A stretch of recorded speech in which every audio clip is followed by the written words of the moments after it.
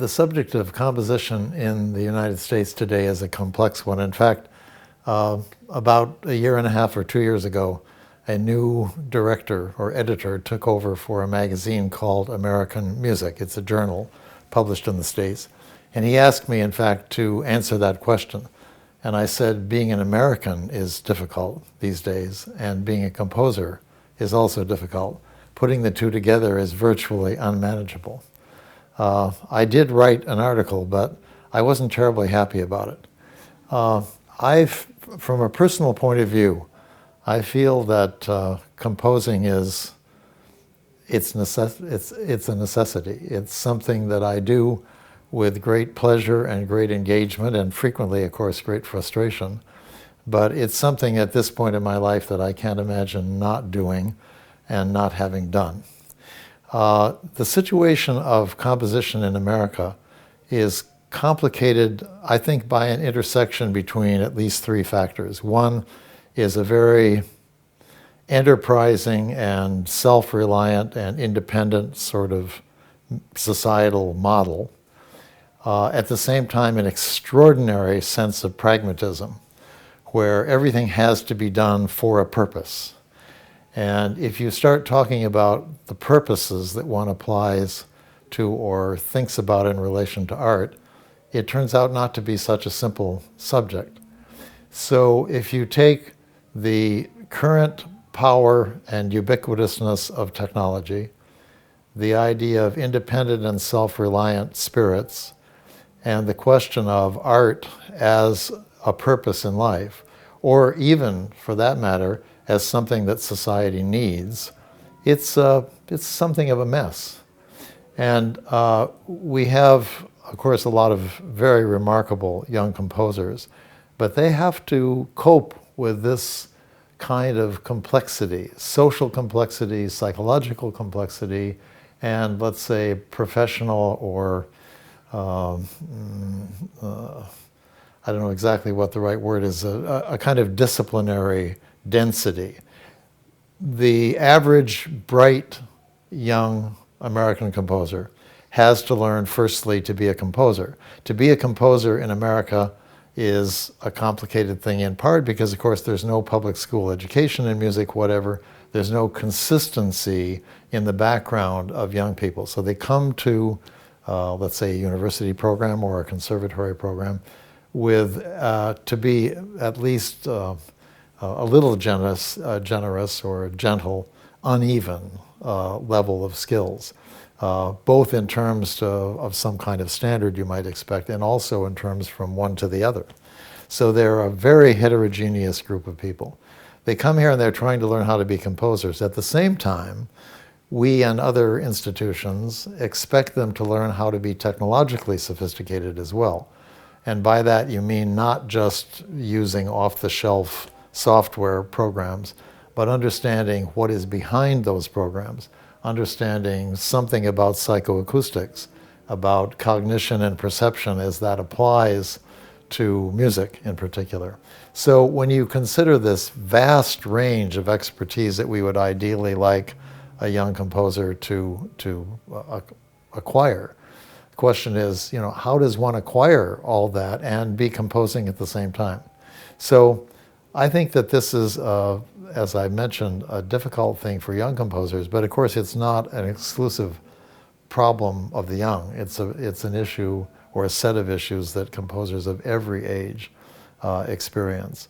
So I have a background which is quite unusual in that I was completely innocent of music until I was already a teenager. There was no music in my house. I had no experience with it. It wasn't taught in the schools, even then, very much.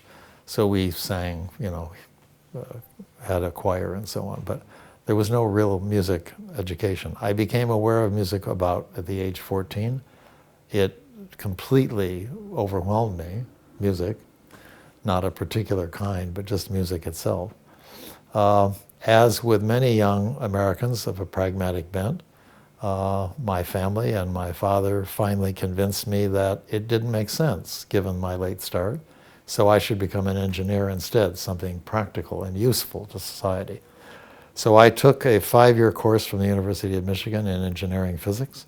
I went to the West Coast. I became a development engineer in a missile industry company. And after a number of months, I realized that I was spending more time in the evening practicing piano in a local Unitarian church than I was spending at my job as an engineer. So I quit. I went back to the University of Michigan to study music with the idea of becoming a perhaps small liberal arts college piano teacher. I knew I couldn't have a career. I'd started much too late. So while doing that, practicing the piano 6 hours a day and so on, I took a course from the composer in residence at the University of Michigan called Composing for Non-Composers. And it was a revelation. I took then private lessons with this man, Ross Lee Finney, during that summer. And at the end of the summer, he said, "You're hooked, aren't you?" And I said, "Yes." And I was, and I never looked back. Well, I really believe that in a time such as ours, where things are as, let's say, both exciting and problematic as they are, that every artist has a responsibility, as certainly Bob shows with the new music concerts and so on. Every artist has a responsibility to give back to his or her art. And part of what that means at this point in time, I think, is to nourish young people. And so I take my teaching extremely seriously. The job of being a mentor is a very important thing to me. It comes behind composing, but not far behind. And I've been very fortunate to spend my entire career as a teacher at the University of California in San Diego. I've been there now almost 40 years, and I've had a very large number of very remarkable young people that I worked with. The 4 that are represented on this program are certainly among the most unique. To start with Antonio Cuñha, he's Brazilian. He's a conductor and a composer and a very distinguished professor at the University of Rio do Sol in Porto Alegre. He came to the United States already 40 years old, with a big bushy beard and a kind of manic look in his eye, on a grant from the Brazilian government. And he said, "I am a student." And we said, "You look like a colleague." He said, "Yes, but I am a student. I'm here to learn." And he was astonishing. He conducted everybody's pieces. He had limitless energy, and that energy was also harnessed to an idealism that was truly extraordinary. I've been to Porto Alegre and given Brazilian government sponsored 2-week symposium and so on for young composers. I've seen the impact that Antonio Cuñha had on his area and his country. He's a very special person, which I'm sure everyone will see quickly. Juan Campoverde comes from a smaller city, not Quito, but a smaller city in Ecuador. He too made the journey to the States to, I suppose in some way, find guidance, find opportunity that he was unable to find in Ecuador. He's currently a professor of music at DePaul University in Chicago. His works have been played by the Ensemble Intercontemporain in Paris. He's been performed in Asia and so on. He writes a very, very intricate, very refined, very detailed, and very inventive kind of music. David Felder is a professor, and in fact distinguished professor with a Burge Carey chair at the Buffalo campus of the State University of New York. He's developed there a very remarkable program for composition and in support of technology, performance, and so on. For something like 25 years, he has run a festival called June in Buffalo, which is a kind of landmark experience for especially young North American composers, and of course young composers for that matter from all over the world. He's a very strong and formative teacher. He's an inventive composer who's covered a lot of media. He works with technology. He's worked with film. He's worked with theater. And he's currently doing a number of pieces that involve very elaborate interplay between visual images, computer processed sound, and of course instrumental and vocal performance. So he has a very wide range of engagement, and each engagement is very interestingly crafted. He's been a good friend for a very long time, and one of the rare people in this country who have managed to have both a very distinguished career as a creative artist and have also been a real prime force in the educational and artistic opportunities of young musicians, both composers and the performers who perform at the festival. Chaya Czernowin, originally from Israel, ended up in San Diego some time back now, and there was married to a young man at that time named Stephen Takasugi.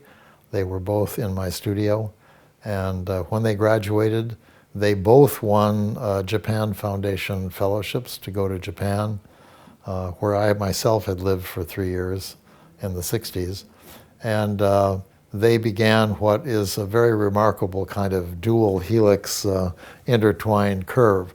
Chaya is, as with David, as with Antonio and Juan, a very, very dedicated teacher as well. She's an imaginative and very ethically insistent individual who questions everything that she does and everything that everyone else does, especially her students. So we've, of course, also known each other a very long time. She's a very remarkable composer, a remarkable human being, and always looking for the challenge that will change her and change her music, and I suppose hopefully change all of us. My interest at this point is to some degree, what should I say, filtered or coerced maybe even by the kinds of realities that I spoke about at the beginning, which is to say the change in American culture and economy and the way that the arts are treated, the kinds of opportunities that artists have.